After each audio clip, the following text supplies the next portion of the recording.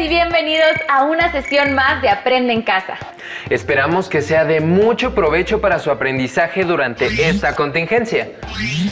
Para comenzar, las y los invitamos a que durante este tiempo fomenten relaciones basadas en la empatía y el trabajo en equipo al interior de su hogar. Así es, ya que de esta forma sentarán las bases de un óptimo ambiente para su aprendizaje. Aprovechen esta gran oportunidad de replantear positivamente sus relaciones familiares. Antes de comenzar, alumnas y alumnos de tercer grado de secundaria, preparen su cuaderno, hoja, lápiz y pluma para que anoten las actividades programadas en el marco de esta sesión.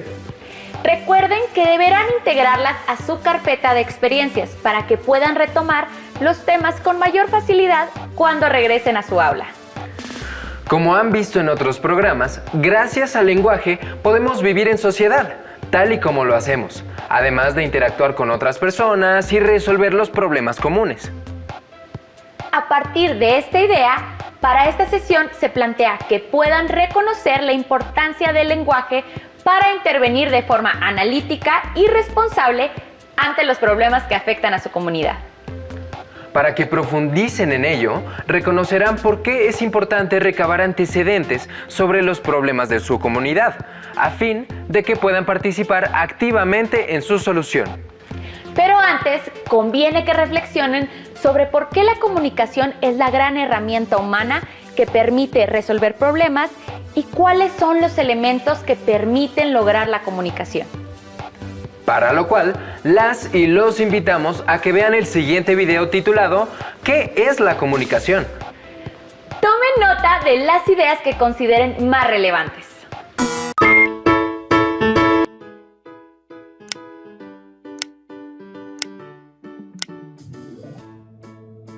Platicamos, mensajeamos, nos organizamos, jugamos, nos comunicamos, transmitimos lo que queremos por medio de un mensaje. Y justo todo parte de ahí, de un mensaje, o sea, de algo que queremos compartir con alguien. Así que seleccionamos el mejor canal para transmitirlo, ya sea de manera oral, escrita o gestual, y elegimos el código necesario. Un código es un conjunto de símbolos, sonidos o movimientos que se usan para transmitir algo, por ejemplo, el abecedario, las señas o el sonido de las letras. Es muy importante usar un código que el receptor conozca y entienda, si no, el mensaje no llegará correctamente. A esto se le conoce como ruido o barreras de comunicación, y van desde el desconocimiento total o parcial del código utilizado hasta un sonido ensordecedor a mitad de la plática. Una vez que el mensaje llega al receptor, es interpretado con ayuda de un marco de referencia, lo cual ayuda a entender el mensaje. Esto da paso a la retroalimentación, es decir, confirmar el entendimiento total o parcial del mensaje utilizando un canal y código. Por lo tanto, para comunicarnos necesitamos de un emisor, un receptor y un mensaje. Si alguno de estos no se encuentra presente, entonces no hay comunicación.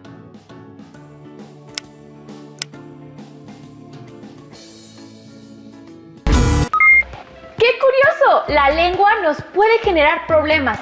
Por ejemplo, cuando decimos algo que es falso. Sin embargo, la lengua también es la herramienta que nos puede ayudar a salir de esos problemas, porque permite organizarnos con otros. Es importante que reflexionen sobre la relevancia que tiene identificar algunos problemas que existen en su comunidad, por lo que deben reunir información sobre los antecedentes de un problema que observen en su entorno, con la finalidad de que puedan ayudar a resolverlo de la mejor manera. Un problema social puede afectar el bienestar de una persona o de todo un grupo de personas.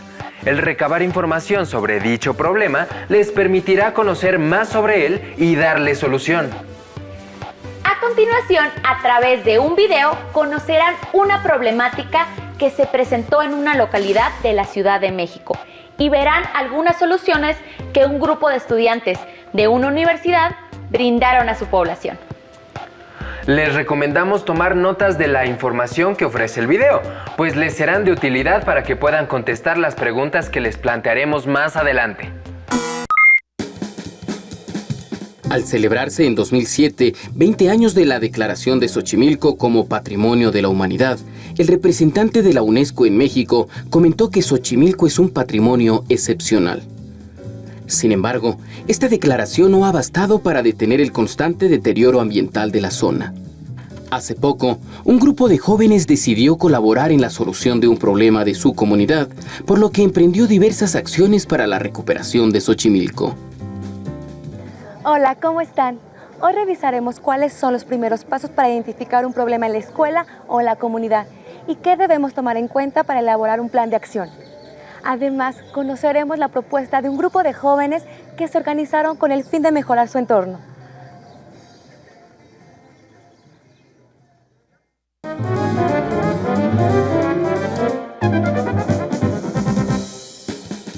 Para buscar solución a un problema de la escuela o de la comunidad, lo primero es identificarlo, saber de qué se trata, dónde está y qué efectos puede provocar. Existen diversas formas para identificar qué problemas requieren de una solución más urgente y cuáles preocupan más a la gente. Se puede realizar un sondeo preguntando a cada persona y enlistar los problemas que mencionen.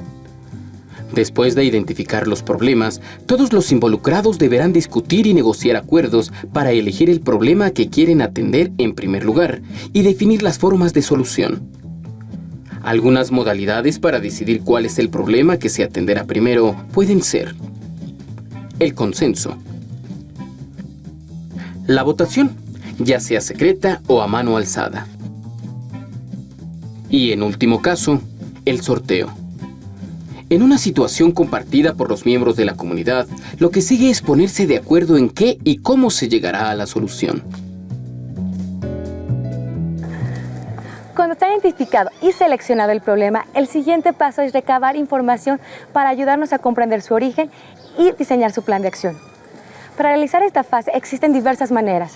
Acompáñenme a conversar con un grupo de jóvenes que se organizó para llevar a cabo un proyecto de protección al patrimonio natural de Xochimilco.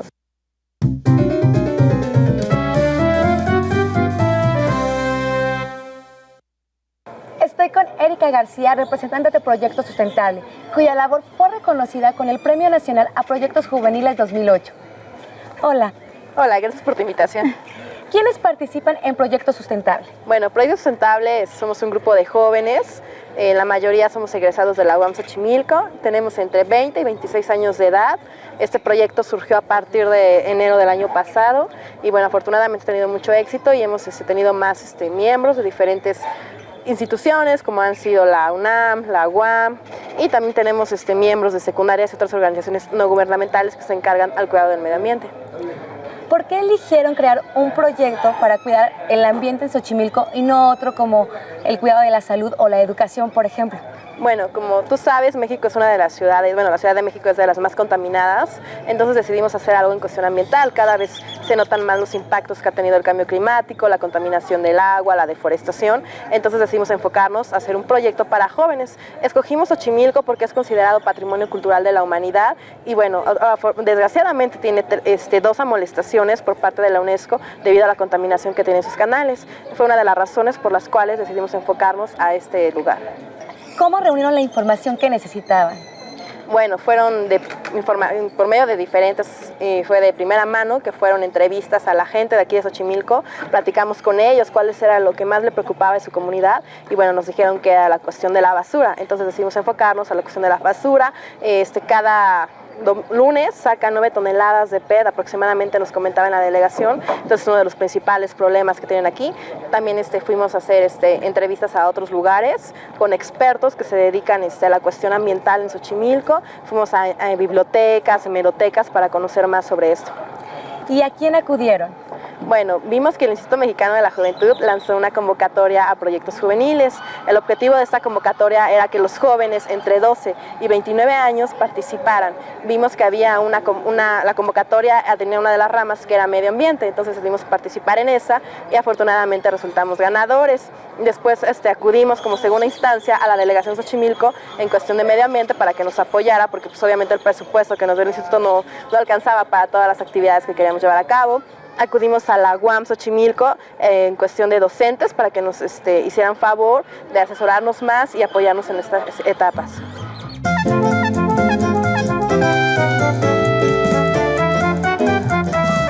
Cuando sabemos más sobre un problema de la escuela o de la comunidad, es posible que se nos ocurra más de una solución, pero ¿cómo elegir la mejor?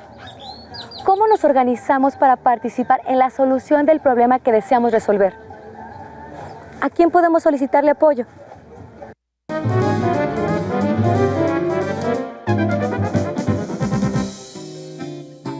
A través de un plan de acción se definen las acciones y tareas a realizar. Quiénes son los responsables, el calendario de actividades, así como los recursos. Los aspectos a considerar en el diseño de un plan de acción son: definir un objetivo o meta clara, que permite enfocar las acciones y establecer la base para evaluar los avances. Establecer las acciones que se van a realizar, es decir, las actividades y tareas necesarias para llegar directamente al objetivo, sin rodeos, en el menor número de pasos. Asignar tiempo para realizar las acciones y definir cada una. Considerar la realización de actividades simultáneas siempre dirigidas al logro de los objetivos del plan de acción. Definir quién o quiénes serán los responsables de cada acción, qué deben obtener y cuándo informarán sobre los resultados. El plan de acción puede ajustarse o modificarse dependiendo de los resultados que se van obteniendo.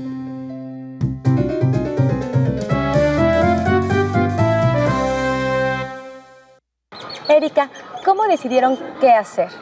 Bueno, nos juntamos todos estábamos preocupados por querer hacer algo, principalmente te digo que somos de la UAM Xochimilco y pues nos queda muy cerca, entonces decimos vamos a hacer algo por Xochimilco y te digo que lo que nos motivó fue la cuestión de que pues, hay mucha basura y que los jóvenes no estaban informados, por eso decidimos hacer diferentes actividades para sensibilizar a los jóvenes sobre esta problemática. Lo que decidimos hacer fue primero platicar con la gente de la comunidad, que nos dijeran cuál era su experiencia, por qué creen que los proyectos anteriores no habían funcionado, para con base a eso ver cuáles fueron los errores.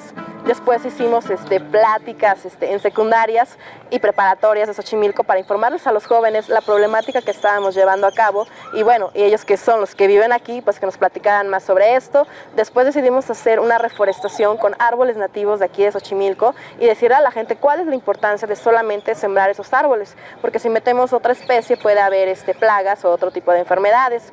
Después decidimos llevar a cabo un foro ecológico donde nos apoyaron más de 30 organizaciones ambientalistas, estuvieron dando conferencias, bueno, no solamente investigadores de la UNAM, sino de la UAM, de organizaciones de otros países que nos hicieron favor también de apoyarnos. Y finalmente llevamos a cabo la recolecta de PET. Nos juntamos con, con la delegación, nos prestaron las lanchas y empezamos a hacer una limpieza para sensibilizar a los jóvenes de cuánta basura tienen nuestros canales y así pues que vean que las consecuencias que tiene, ¿no? Tirar todo eso a la basura. ¿A quiénes solicitaron recursos y apoyos? Bueno, principalmente fue del Instituto Mexicano de la Juventud, que nos dio pues, la mayoría del monto que fue del premio. Después pedimos ayuda a la Delegación Xochimilco, quienes nos apoyaron con la cuestión de los árboles, las herramientas y el apoyo para las trajineras y los tours, porque estuvimos difundiendo por medio de las trajineras también. ¿Qué respuesta recibieron? Afortunadamente todos nos dijeron que sí, nadie nos dijo que no podía, y no solamente nos apoyaron ellos, sino nos apoyó la UAM con difusión, nos apoyó diferentes organizaciones con apoyo, se puede decir, social, y también nos apoyaron con cuestión de difusión. ¿Hicieron alguna campaña de información a la comunidad? Sí, afortunadamente nos invitaron a algunos programas de televisión y en algunos programas de radio, todos estos de la Secretaría de Educación Pública o de la Secretaría de Cultura. Todos ellos nos apoyaron, también nos apoyaron las organizaciones no gubernamentales con aparecer nuestro cartel de difusión en sus páginas. La delegación nos imprimió unos carteles que los difundió en la delegación. También fuimos por medio de hicimos una botarga de ajolote, que es el símbolo de aquí de Xochimilco, y anduvimos todos los fines de semana difundiendo cuál era la problemática, invitando a los jóvenes a que vinieran aquí con nosotros para que conocieran cuáles eran los problemas y qué hacer, no solamente conocerlos, sino llevar a cabo ciertas acciones. Y bueno, finalmente hicimos difusión en la universidad donde todos somos egresados. Muchas gracias, Erika. Gracias a ti.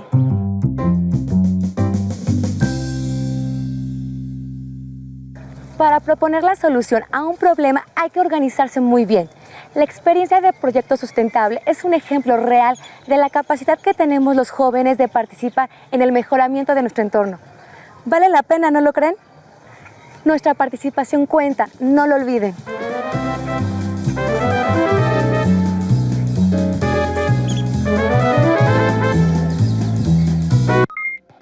En este video se mencionaron los pasos para identificar los problemas en una comunidad. Los estudiantes de la UAM Xochimilco se dieron a la tarea de reconocer lo importante de recabar la información y los antecedentes de la problemática que se presentaba en los embarcaderos de Xochimilco para darle una solución. ¿En su comunidad o localidad existe algún problema al cual se le tenga que dar una solución para el beneficio de todas y todos? Hay otros problemas de mayor alcance, cuya solución requiere de acciones locales fuertes e inmediatas, como el cambio climático. Les recomendamos el libro Nuestra Elección, un plan para resolver la crisis climática de Al Gore, el cual se encuentra en la colección de libros del Rincón. Es importante que sepan que, al buscar y recabar información sobre un problema, se deben enfocar en las causas, las consecuencias, a quienes afecta, el impacto que tienen las personas, el tiempo que ha perdurado, sus alcances en el corto, mediano y largo plazo y las propuestas que se han hecho para solucionarlo. También es importante que sepan sobre las instituciones que les pueden ayudar a resolver distintos problemas. Por ello, las y los invitamos a que conozcan más al respecto a través del video que les presentamos enseguida, titulado ¿A dónde acudir? Hola, ¿se acuerdan que en el programa anterior detectamos una problemática de nuestra comunidad e hicimos un plan de acción en donde definimos las estrategias de solución? Hoy, como parte de nuestro plan de acción, analizaremos a qué instancias legales podemos acudir para solicitar ayuda. Según lo que queramos hacer, buscaremos las instituciones que nos puedan apoyar. En este caso, como queremos que el municipio pode un árbol que está a punto de caerse, escribiremos una carta dirigida a la Oficina de Atención Ciudadana. Veamos qué fue lo que hicieron nuestros amigos de Proyecto Sustentable.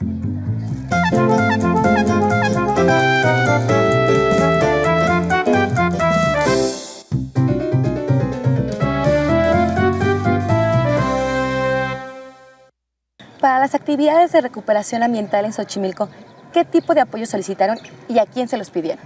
Bueno, el tipo de apoyo lo llevamos a cabo por medio de una carta formal, en la cual escribíamos quién era Proyecto Sustentable, quiénes eran sus integrantes, explicamos que ganamos el concurso, qué categoría, el monto y el apoyo en específico. Por ejemplo, no sé, tuvimos diferentes tipos de cartas, una dirigida a las organizaciones no gubernamentales, invitándolas al foro ecológico que llevamos a cabo, diciéndoles cuáles eran los motivos y la importancia de este foro, decirles que necesitamos su apoyo en cuestión de que pusieran un stand, que dieran conferencias. Otro tipo de cartas fue las que se llevaron, por ejemplo, a la UAM Xochimilco, hacia los docentes, en cual explicábamos igual lo mismo, quiénes somos, lo del concurso que ganamos y pidiéndoles que por favor participaran como ponentes en los foros. Otro tipo de carta fue dirigida a nuestros patrocinadores, que les decíamos que pues eran reconocidos en la cuestión de la problemática ambiental, que ellos se preocupaban y apoyaban ese tipo de actividades y por eso los elegíamos y requeríamos de su apoyo para el foro. Por uno de los casos fue, por ejemplo, Boeing, que nos estuvo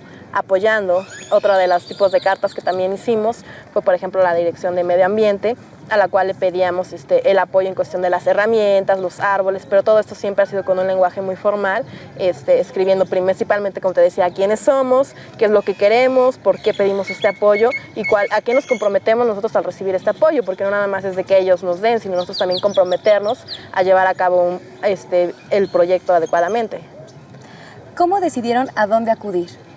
Bueno, principalmente, como te comenté en el programa anterior, recibimos asesoramiento de uno de los doctores de la UAM Xochimilco. Él nos estuvo orientando a qué instancias acudir.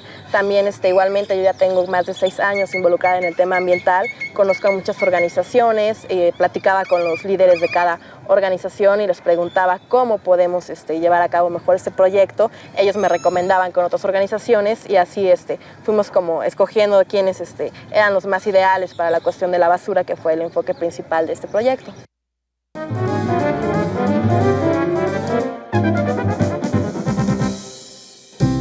Existen asociaciones nacionales e internacionales que apoyan distintos tipos de iniciativas de jóvenes. Algunas ofrecen ayuda facilitando información y retroalimentación. Otras otorgan reconocimientos y apoyos económicos.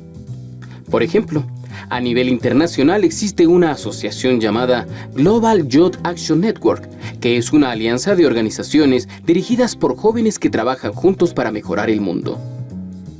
La asociación ofrece información, el compartir experiencias, guías para la recaudación de fondos, recursos de planeación y publicaciones que ayuden a llevar a cabo el proyecto.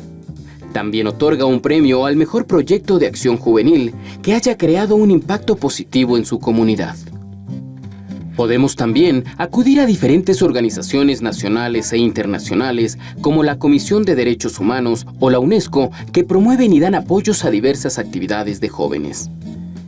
En México, la Secretaría de Educación Pública convoca cada año al Premio Nacional de la Juventud, que otorga estímulos económicos a proyectos de jóvenes que realizan distintas actividades artísticas, académicas, productivas, de labor social o de protección al ambiente, entre otras. Para conocer más del tema, pueden consultar la dirección electrónica http://www.premionacionaldelajuventud.com.mx/convocatoria/index.php. Es importante que identifiquen cuáles son las instituciones más adecuadas, no solo para solucionar su problema, sino para apoyar si las o los responsables fallan para resolver dicho problema.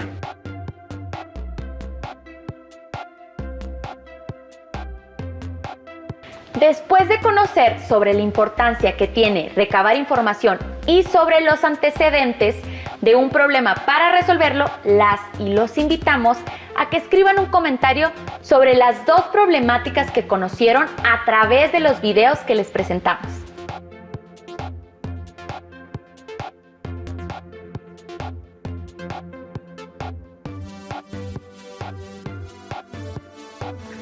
Apoyándose en la temática de los dos videos anteriores, tomen nota y respondan las siguientes preguntas. ¿Por qué es importante dar solución a un problema de su entidad?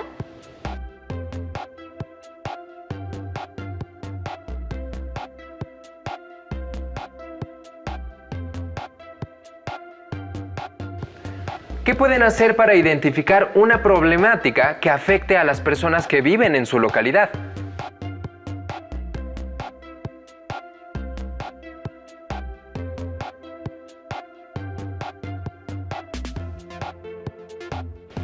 ¿Qué acciones pueden emprender para darle solución a una inquietud o necesidad de la población donde viven?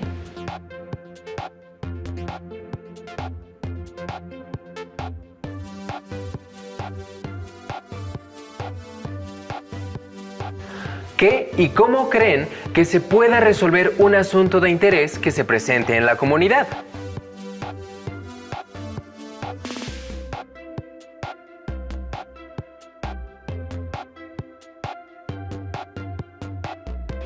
¿Qué soluciones proponen para detener el deterioro ambiental en la sociedad?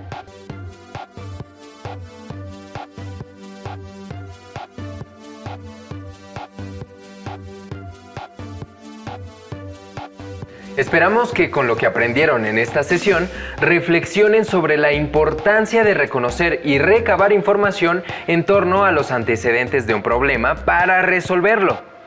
Recuerden compartir lo que aprendieron con su familia, con el fin de que puedan intercambiar ideas e incluso identificar la misma problemática y buscar una mejor alternativa de solución. Y no se olviden de guardar su comentario y las respuestas a las preguntas planteadas en su carpeta de experiencias. De esta manera llegamos al final de esta sesión. Gracias por habernos acompañado. Nos vemos pronto en otra emisión de la asignatura de español de tercero de secundaria. Mientras tanto, continúen con la programación de Aprende en Casa. ¡Hasta pronto!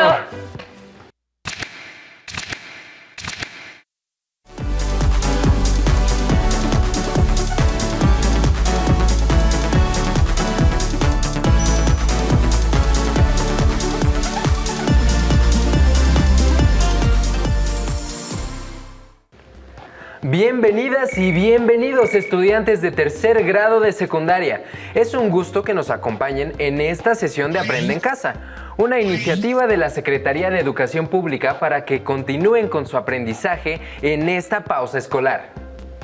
Estas sesiones son una oportunidad para que descubran nuevas estrategias de aprendizaje y pongan en práctica sus habilidades escolares y también valores como la paciencia y la tolerancia. En esta ocasión abordarán contenidos de la asignatura de matemáticas, referentes a la aplicación de la semejanza en figuras homotéticas, es decir, aquellas que son semejantes pero no equivalentes. Antes de iniciar, preparen y tengan a la mano papel y lápiz para que puedan anotar las ideas principales y las preguntas que les presentaremos durante la sesión.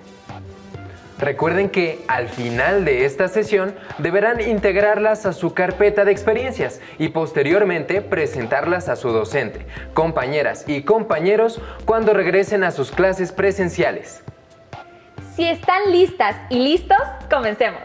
Seguramente durante sus clases en su escuela han estudiado con su maestra o maestro las figuras semejantes. En esta sesión abordarán el concepto de homotesia. ¿En qué se relacionan ambos conceptos y cómo se puede distinguir uno del otro? Para responder estas preguntas, las y los invitamos a ver el siguiente video. En este programa aprenderemos un nuevo concepto, la homotesia. Observa este edificio. Ahora observa este automóvil. Se dice que cuando dos figuras están entre sí a escala, son semejantes. ¿Recuerdas cuáles son las condiciones que deben cumplir dos polígonos para ser semejantes? Observa los siguientes polígonos. ¿Qué notas? En efecto, están a escala uno a otro, es decir, son semejantes entre sí. Y recuerda que dos polígonos son semejantes si existe una razón fija entre cada par de lados correspondientes. Y además, los ángulos correspondientes son iguales. Observa los siguientes polígonos. ¿Qué tienen en común? ¡Exacto! Todos ellos son semejantes entre sí porque sus lados y ángulos correspondientes son iguales. Entre estas 6 figuras hay 2 que además de ser semejantes, comparten algo más que el resto. ¿Notas qué es?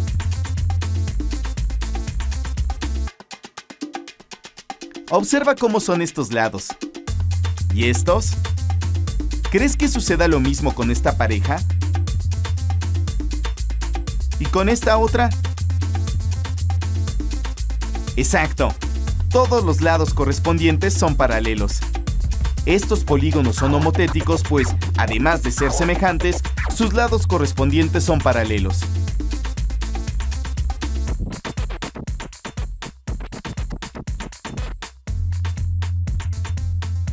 Además, estas figuras especialmente semejantes tienen otra propiedad interesante. Veamos.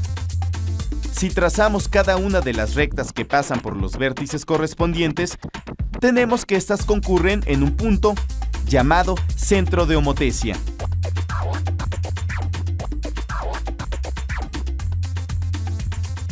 ¿Cómo saber si se cumple una relación de homotesia entre dos o más figuras? Estos son dos triángulos semejantes. Veamos si son homotéticos. ¿Cómo podrías examinarlos? Por supuesto, podemos trazar las rectas que pasan por los vértices correspondientes y ver si efectivamente se intersecan todas en un punto. ¿Qué sucedió? En efecto, se intersecan todas las líneas en un punto. Los triángulos son homotéticos. ¿Y qué pasará si cambiamos de posición estos triángulos? Veamos.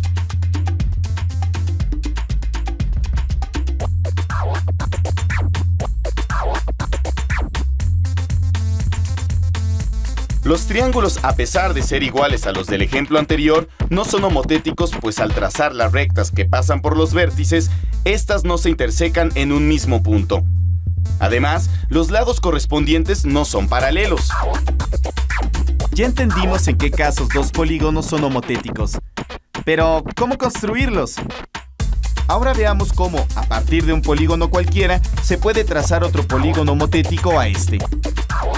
Primero elegimos un punto del plano, que será nuestro centro de homotesia. Luego tracemos rectas desde este punto a cada uno de los vértices del polígono. En este caso, del hexágono. Después, sobre cada uno de los segmentos trazados, tenemos que marcar un punto. Pero no en cualquier lugar. Hay que cuidar que cada uno de los puntos divida el segmento en la misma proporción. Por ejemplo, podemos poner un punto justo a la mitad de cada segmento.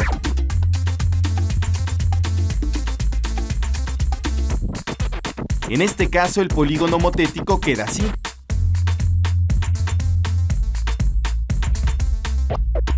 Pero si tomamos el doble de la distancia que hay entre cada uno de los vértices y el centro de homotesia, entonces tendríamos que seguir el siguiente procedimiento.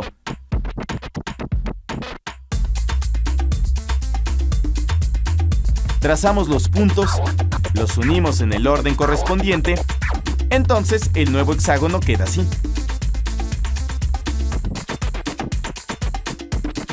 Hemos visto cómo es la homotesia entre dos polígonos. ¿Podrán ser homotéticos más de dos polígonos entre sí? Veamos si esto es posible. Observa las siguientes imágenes. ¿Estas figuras son homotéticas? Observa bien el tamaño de cada uno de los objetos. En estos casos es el mismo, pero al verlo desde un determinado punto, parece que los más lejanos son más pequeños y los más cercanos más grandes.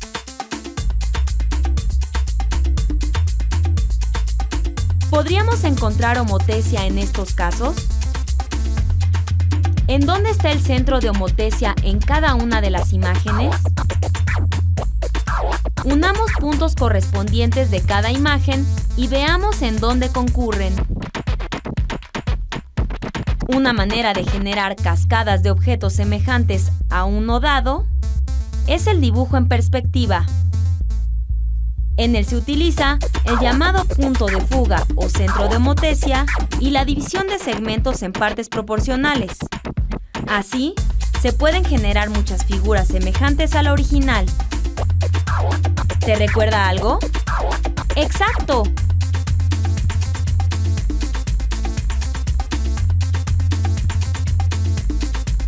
Al teorema de Tales. Ya vimos que para trazar dos polígonos semejantes entre sí, se puede utilizar las propiedades de la homotesia y el teorema de Tales.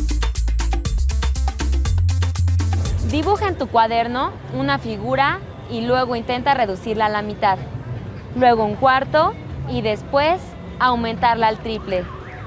Puedes generar imágenes en perspectiva y escala. ¡Inténtalo! ¡Hasta la próxima!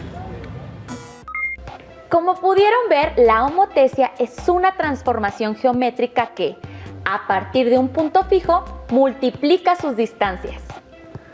Con los ejemplos que observaron, han aprendido la manera en que se puede utilizar la homotesia para el trazo de figuras a escala.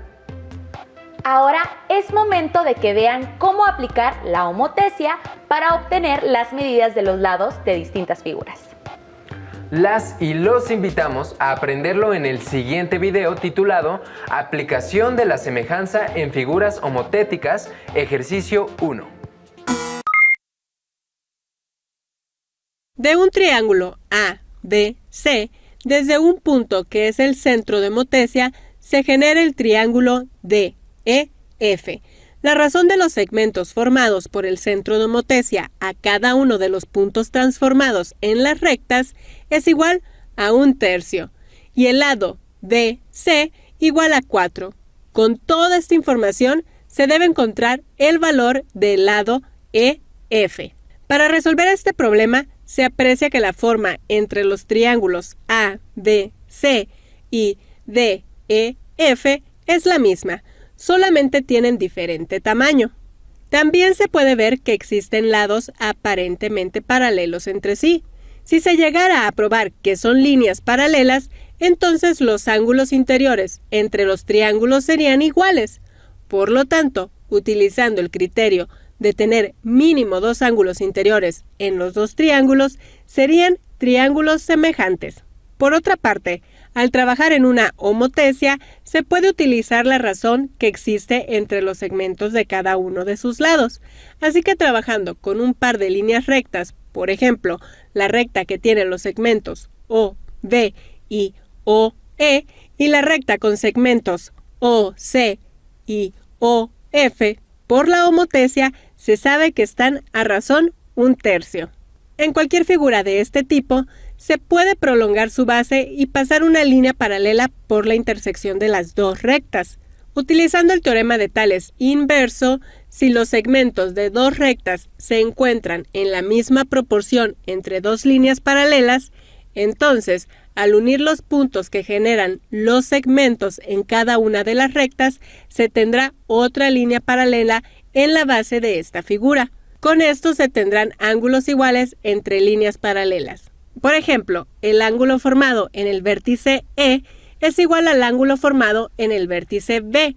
El ángulo formado en el vértice F es igual al ángulo formado en el vértice C.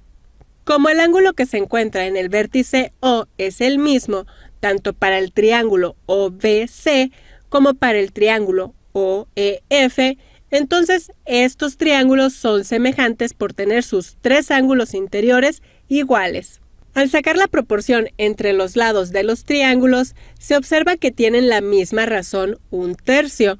Esto quiere decir que el valor de x es igual a 3 veces multiplicar a 4, es decir, x igual a 12. De esta manera, utilizando la característica de razón de homotesia, fue posible concluir que los segmentos formados por puntos transformados de rectas diferentes son paralelos entre sí. Esta misma idea se puede utilizar para los otros 2 pares de rectas, es decir, AB será paralelo a DE y AC es paralelo a DF, asegurando que los triángulos que hay en una homotesia son semejantes con una razón igual a la razón de homotesia. En este caso, si se sabe que la razón de homotesia es 1/3, entonces la razón entre los triángulos formados también es igual a 1/3. Es ahí donde un lado del triángulo pequeño es 4 y el de su lado correspondiente en el triángulo mayor es 3 veces su valor.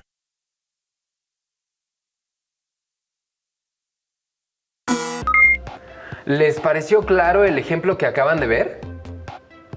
Para que puedan comprender mejor este concepto, las y los invitamos a ver un video más con otro ejemplo. Pongan mucha atención, ya que después deberán tomar su libro de texto de matemáticas y resolver algunos ejercicios. En la siguiente figura se tiene una homotesia inversa, ya que la transformación del triángulo ABC se encuentra del otro lado del centro de homotesia O. Para esta figura, la razón se calcula dividiendo los segmentos formados por el centro de homotesia a cada uno de los puntos correspondientes y en cada una de las líneas, dando como resultado menos 2 entre 1 igual a menos 2. Con esta información se tiene que demostrar que el triángulo ABC es semejante al triángulo A'B'C', donde se observa que aparentemente sí tienen la misma forma, pero diferente tamaño. Si se prueba que los segmentos formados por cada par de líneas de los puntos transformados son paralelos entre sí, por ejemplo, el segmento AB con respecto al segmento A'B', entonces se repetiría la idea para los otros lados correspondientes de los triángulos. Así pues, por cada par de líneas se formaría la misma inclinación y se llegaría a que los ángulos interiores de un triángulo son iguales al otro. Y esto cumpliría uno de los criterios de semejanza relacionado a tener mínimo 2 ángulos interiores iguales en 2 triángulos. Al trabajar con un par de líneas, por ejemplo, la línea que tiene el punto A', y B', se tendría la siguiente figura, y por la homotesia inversa, se sabe que la razón entre el segmento AO entre OA' es igual a BO entre OB'. Como se observa, la atención está en la magnitud de cada segmento y no en el sentido. De esta manera, se toma en cuenta que los segmentos estén en la misma proporción. En esta figura, siempre se puede hacer la prolongación de los segmentos que se encuentran en los extremos y trazar una línea paralela a uno de ellos, por ejemplo, a la base A'B'. Por el teorema de Tales inverso, si dos segmentos de una recta se encuentran a la misma razón dentro de un par de líneas, entonces estas tres líneas son paralelas. En este caso, se presta interés que el segmento AB es paralelo al segmento A'B'. Utilizando esta misma idea de Tales inverso en los otros pares de líneas que se encuentran en la homotesia inversa, se llega a que el segmento BC es paralelo a B'C' y CA es paralelo a C'A'. De esta manera, los ángulos formados por cada par de líneas de un triángulo será igual al mismo par correspondiente en el otro triángulo. Con esto se concluye que el triángulo ABC es semejante al triángulo A'B', C', por el criterio de tener mínimo dos ángulos interiores iguales.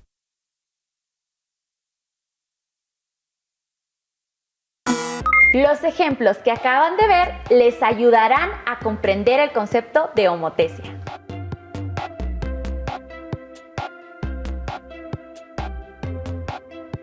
Ahora es momento para que desde su hogar sigan aprendiendo sobre la homotesia y sus aplicaciones.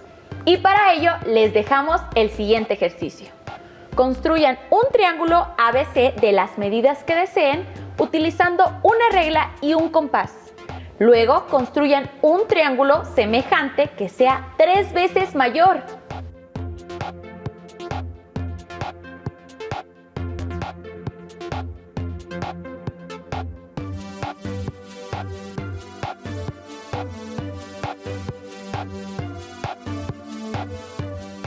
Posteriormente, respondan las siguientes preguntas. ¿Qué otras figuras se les ocurre que pueden formar? ¿Cómo obtendrían sus medidas?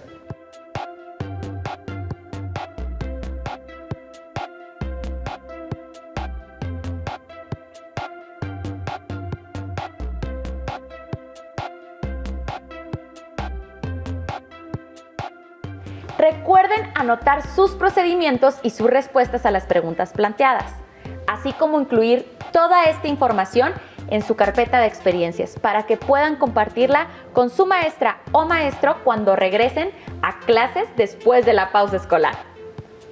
Les recomendamos el libro La engañosa sencillez de los triángulos de Manuel de León y Ágata Timón para que aprendan más acerca de los triángulos semejantes y cómo obtener sus medidas.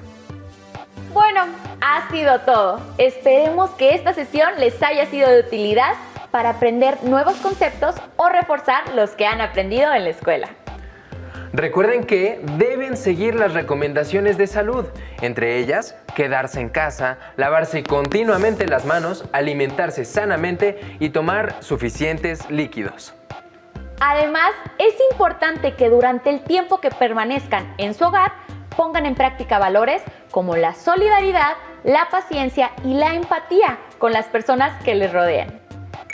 Nos encontraremos en la siguiente sesión. Mientras tanto, continúen con la programación de Aprende en Casa. ¡Hasta pronto!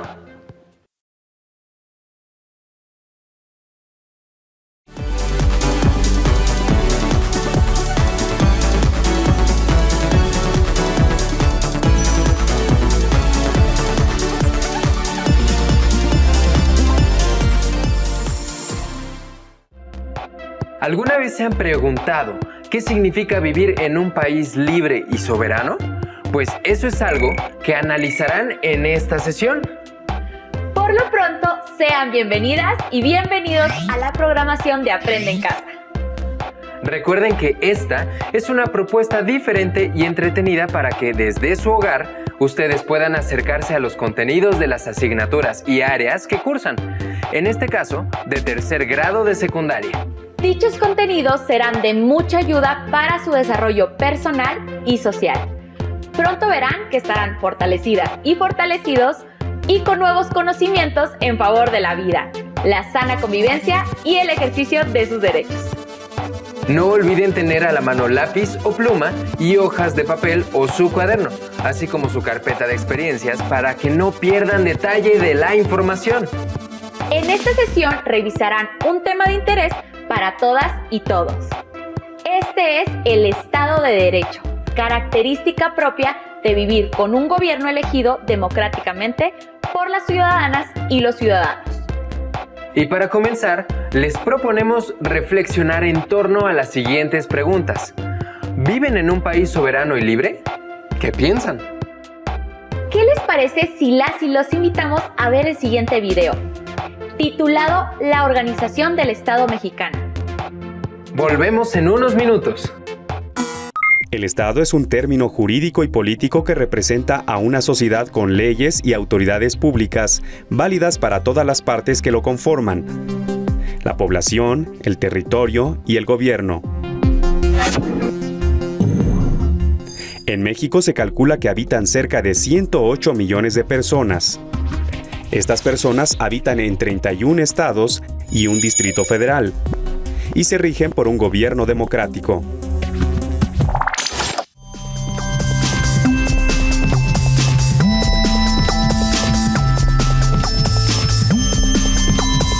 Bienvenidos a este espacio de diálogo y reflexión. Adolescentes inmorales. En este programa hablaremos de las razones por las que se dice que México es una república democrática, representativa y federal. Para platicarnos del tema, nos acompañan el licenciado José Ausencio Sánchez Gutiérrez, especialista en formación cívica y ética, y el licenciado Pedro Chávez Córdoba, profesor del Centro de Estudios Científicos y Tecnológicos número 14 del Instituto Politécnico Nacional. Esta pregunta es para nuestros jóvenes invitados. ¿Por qué nuestro país se llama Estados Unidos Mexicanos? Son varios estados que se unen en una sola entidad federativa que es el país, que muchas veces es necesario un fin en común, es el proceso del país y que este avance tanto tecnológica como educativamente y en todos los aspectos. Muchas gracias, Rodrigo. La misma pregunta va para nuestros especialistas. Licenciado. Es la integración de los estados que conforman este país. En el caso de la República Mexicana, los 32 estados, y que son autónomos en sí mismos, pero que deciden unirse para una finalidad. Una de ellas es establecer una forma de gobierno unitario que respete la autonomía de cada estado. Además de que esta unidad se da en términos de igualdad y garantizando la libertad y el ejercicio de cada una de las entidades, representados en este caso por un poder ejecutivo, legislativo y judicial, que sería de carácter nacional. Muchas gracias. Profesor Pedro, ¿le gustaría agregar algo? Pues simple y llanamente que esto no es más que el resultado de todo un proceso histórico que se fue generando a lo largo del tiempo y que básicamente los hombres y se dieron a la tarea de organizar el país a manera de que pudiera tener lo que han mencionado: progreso, igualdad, justicia social.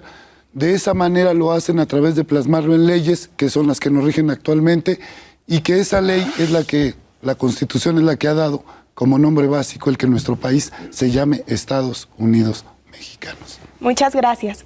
Otra de las características de un Estado democrático es la soberanía popular. ¿Cómo se ejerce? ¿Podrían darnos algunos ejemplos?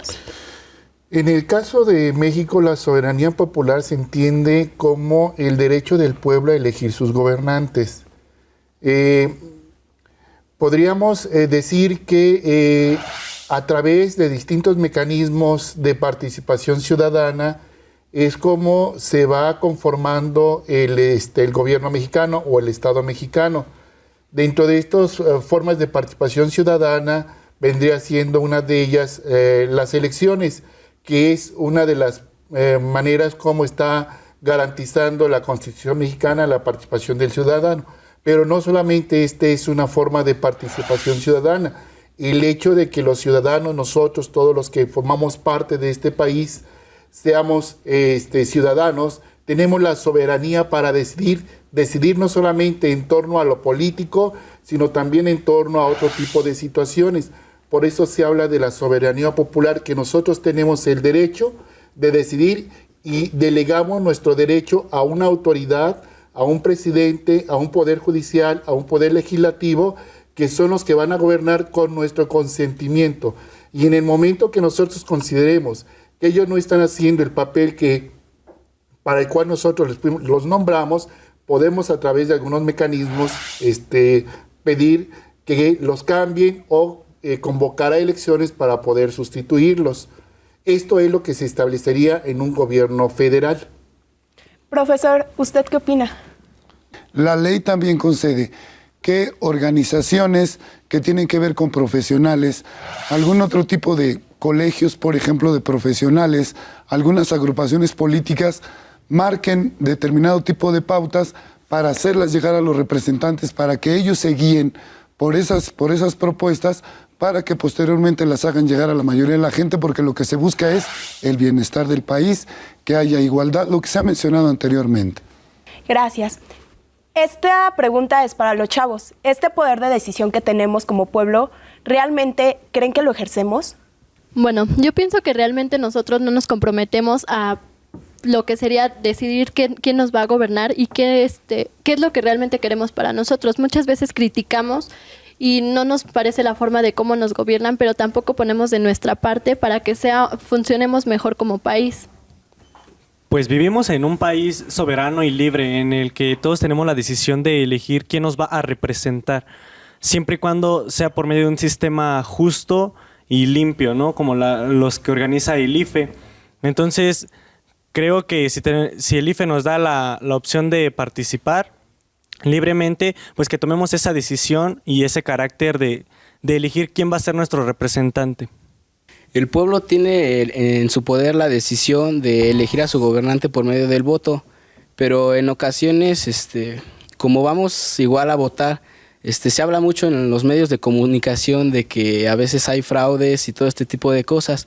Entonces, pues la verdad las personas con esto se sacan de onda y dicen, pues, si según el voto es libre y secreto, entonces ¿por qué algunas personas quedan inconformes y se quejan de los gobernantes y del presidente mismo, de que por qué fue elegido él y no del parecer de las demás personas? Bueno, yo creo que sí, tienen mucha razón, porque muchas veces nosotros elegimos a un representante y cuando vemos, pues, ganó otro. Y no sé, yo considero que muchas veces se dice que la república es soberana, es libre de decidir, pero pues en muchas ocasiones no se muestra. Bueno, yo creo que no se ve esta democracia. El pueblo sí tiene la decisión, ¿no? Para tomar y saber quién quieres que te represente al pueblo en general. Pero pues yo creo que esa decisión no la tomamos libremente porque intervienen mucho los medios de comunicación. Agradecemos a los jóvenes sobre su opinión. Ahora queremos saber qué opinan los especialistas. ¿En el México actual es el pueblo realmente el que decide? ¿Ejercemos la soberanía popular? Bueno, uno de los artículos de la Constitución establece formas de participación ciudadana. Una de estas es a través de los partidos políticos. Si nos apegamos a que la elección de los presidentes en el país es a través de contiendas electorales, estaríamos diciendo que sí se ejerce la soberanía popular. Esto es que a través de los partidos políticos, ciudadanos de este país deciden por mayoría de votos quién debe de ser su gobernante. Cuando ya son gobernantes, cuando ya dejan de ser candidatos, se convierten en gobernantes, hay a veces contradicciones entre la campaña que les dio la posibilidad de ser gobernantes y lo que ya como gobernantes realizan. En este sentido, yo creo que habría que diferenciar que sí ejercemos la soberanía popular. El asunto es que ahora, ¿cómo pedimos que esto que en alguna manera fue la campaña de un candidato a la presidencia realmente pueda cumplirse.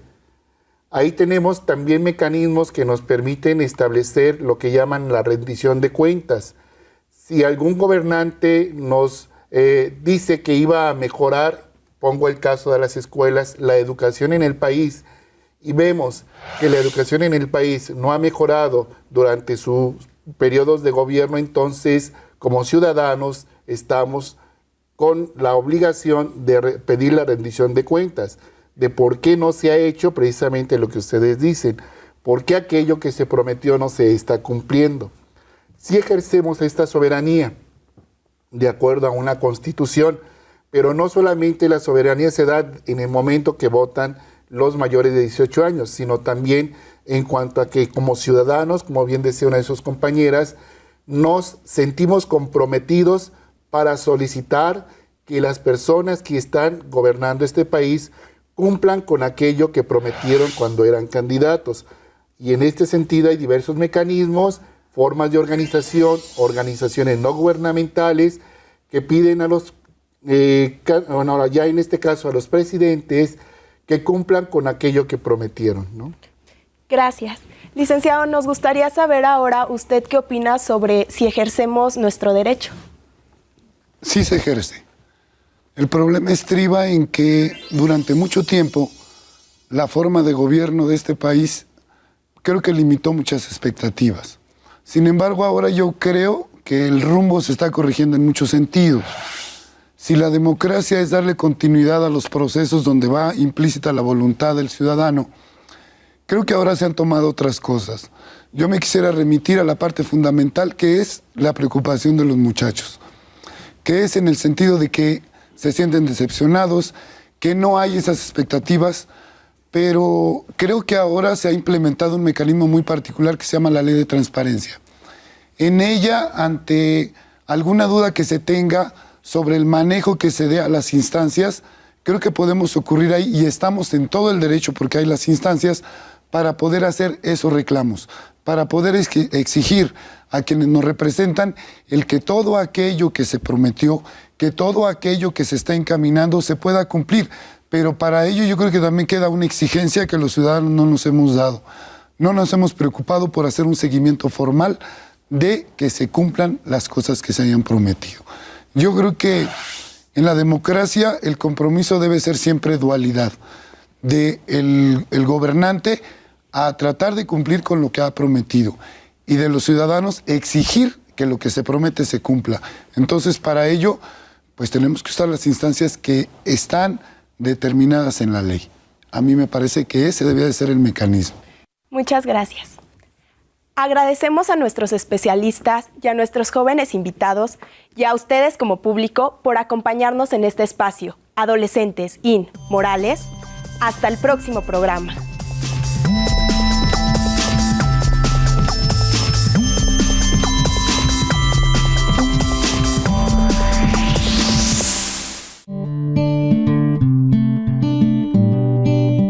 Una nación sin elecciones libres es una nación sin voz, sin ojos y sin brazos. El Estado mexicano se distingue por reconocer los derechos humanos mediante leyes, instituciones y políticas públicas, creadas específicamente para cumplir con este propósito. ¿Es verdad?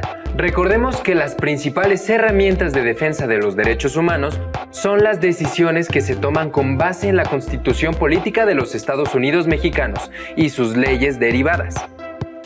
Pero, ¿qué significa vivir en un Estado de Derecho? Muy interesante pregunta. Recuerden que el Estado de Derecho debe garantizar que todas las personas sean efectivamente libres, convivan en condiciones de igualdad, garanticen la satisfacción de sus necesidades básicas y vivan ejerciendo sus derechos. Registren sus reflexiones al igual que la siguiente pregunta en su carpeta de experiencias. ¿Qué hacen en su escuela para que sea un espacio democrático? Para enriquecer estas reflexiones, las y los invitamos a ver el siguiente video titulado Vivir en Democracia, nuestra escuela. Vivir en democracia es más que tener procedimientos y reglas para organizar el gobierno.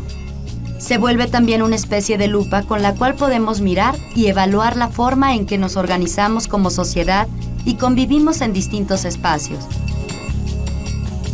Uno de estos espacios es la escuela, donde nos relacionamos con distintas personas y grupos, y donde nos planteamos cómo organizar una convivencia más equitativa y justa.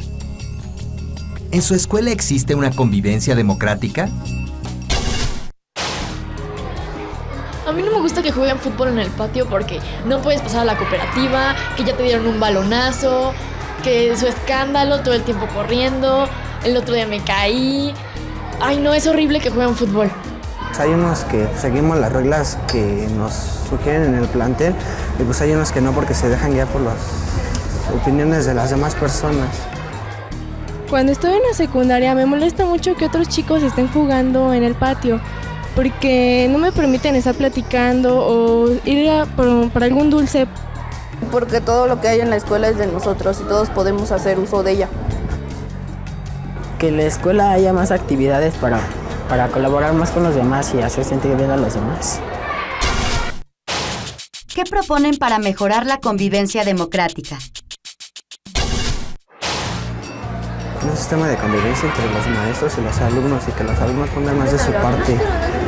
Porque hay unos que pues como que no ponen nada de su parte para mejorar las reglas en el plantel. Que en la escuela haya más actividades para colaborar más con los demás y hacer sentir bien a los demás. Propongo que ya no se peleen más, que convivan bien, que no se empujen, que no se peguen y que no quieran que nada más las cosas que hay en la escuela sean de uno mismo, sino de todos. A que se haga una fila de hombres y una de mujeres para así que nos atiendan a uno por uno y convivir como grupo. Participarán todos los maestros para mejorar la convivencia pacíficamente. Aprender a convivir y organizarnos democráticamente dentro de la escuela no es una tarea sencilla. Tenemos que interesarnos por los asuntos de todos, analizar cómo se ejerce la autoridad y estar dispuestos a participar para resolver los problemas.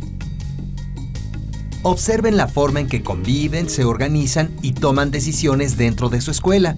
Por ejemplo, cuando se organizan para formar equipos de trabajo o al elegir un representante de grupo.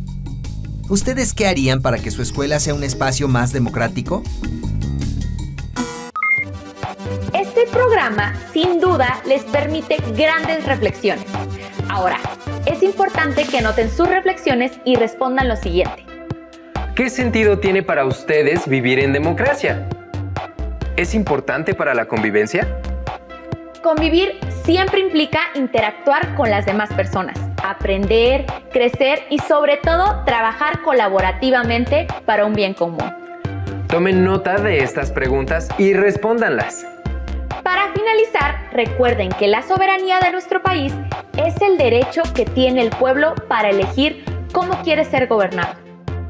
Claro, la forma de convivir en democracia es respetar las diferentes formas de pensar porque permite organizarnos como sociedad, respetando la dignidad y los derechos de todos y todas.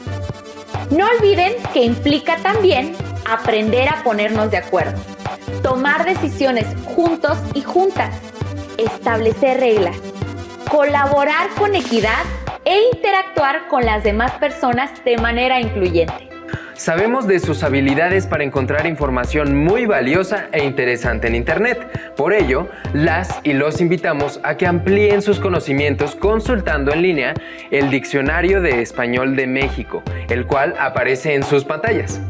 En este diccionario pueden buscar las palabras que les llamaron la atención a lo largo de esta sesión, tales como democracia, soberanía, nación, libertad e igualdad. Recuerden siempre registrar sus avances y notas en su carpeta de experiencias y no olviden cuidar su salud y la de su familia. Nos vemos en la siguiente sesión de la asignatura de Formación Cívica y Ética de tercer grado de secundaria. Mientras tanto, las y los invitamos a continuar con la programación de Aprende en Casa. ¡Hasta la próxima!